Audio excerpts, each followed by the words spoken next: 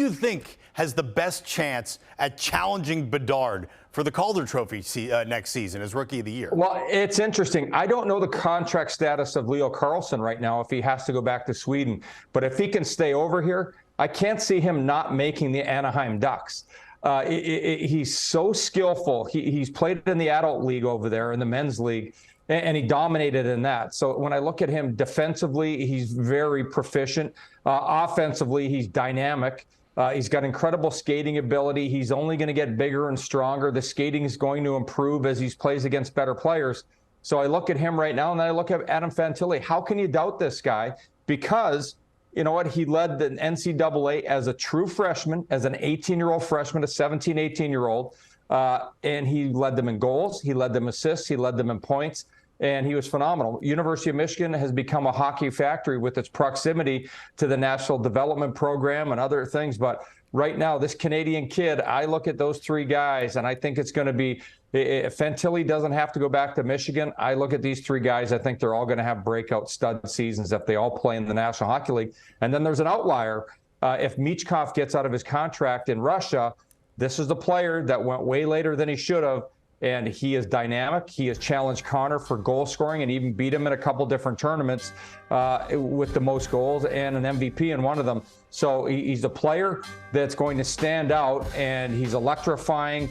He's got the whole package. He's got such an incredible touch, highly competitive, and as you can see right here, very creative in scoring goals. Yeah, Michkov was a guy that some people were saying were as talented or more talented than anyone else in this draft. Was there a surprise in the first round for you?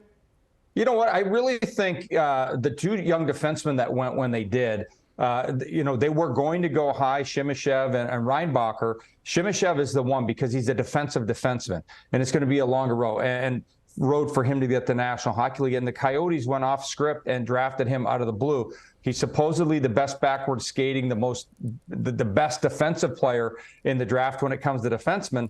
So that's a surprise. But I look what the St. Louis Blues were able to do, and what they were able to do. They drafted three players out of the Swedish leagues. Dalibor Dvorsky is a phenomenal talent who fits in with the style of players. I was watching him skate, and I'm thinking, oh my God, he looks a lot like Barbashev. And he plays a lot like Barbashev, and, not just recency, but, Barbashev had a pretty good run with the St. Louis Blues. So I look at the St. Louis Blues. They did a great job. They held on to all three of their picks. Everyone thought they'd be wheeling and dealing today, but they definitely had a plan. It looks like the only place they scouted was Sweden. We'll know more tomorrow and the next few days who they trade for. But the biggest thing is making sure that you got players that you definitely have a plan for. And a lot of people say it's best available, and there were better players available than the two young defensemen that went. But you know what? At the same time, the teams are thinking, they're projecting down the road. When these guys fill out, as their skating improves, their strength improves, they're going to be even better than they already are. So Reinbacher, I know some people had him low, some people had him high. But that was a surprise, but no more than Shemishev. I think he was the biggest surprise on the board early. Is winner of the first round then?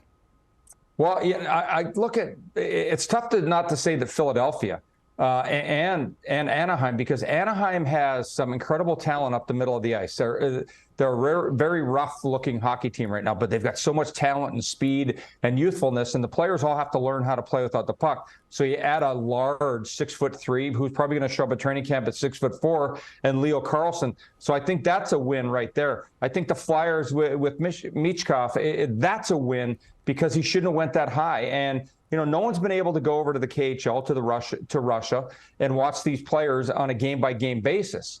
So the Flyers definitely wanted the guy. It looks like they were really hot after him. The kid seemed like he was very excited to go there. He didn't speak to a lot of teams. So when I look at the two teams, the Ducks and the Flyers, I think they surprised everyone, and the Flyers probably surprised themselves that they were able to get Michkov. Very talented. A lot of people compared him to Bedard early. He was right up there. I've been hearing about him for years. I've seen his highlights for years. And I am surprised that he went all the way at 7th. There's nothing wrong with that. but the Philadelphia Flyers got themselves a phenomenal hockey player. I know the Washington Capitals and a lot of their fans were hoping he would have fallen to 8th, but the Caps seem to get a guy that they like. I hesitate to call anybody a loser after the first round of the draft, but did anyone miss the mark in your estimation? I was very surprised with what Minnesota did with the player that they drafted. Didn't have a very good year in college. The skating's not elite level, and there were better, more talented players out there, but they may have a template of what they wanted. He only had 5 goals at Wisconsin. Wisconsin was a very bad hockey team. The people were, I heard on the broadcast tonight, people were comparing him to Bill Guerin. No way. Bill Guerin kind of tore it up his first few years in college hockey, was an elite skater with a high-level work ethic. There were no drawbacks with Bill Guerin. So I think Minnesota, they went with a hometown kid basically, and I'm somewhat surprised because there's not a big-time scoring touch there. The skating is, I would say, suspect or average. But you know what? They're saying he's a work ethic guy.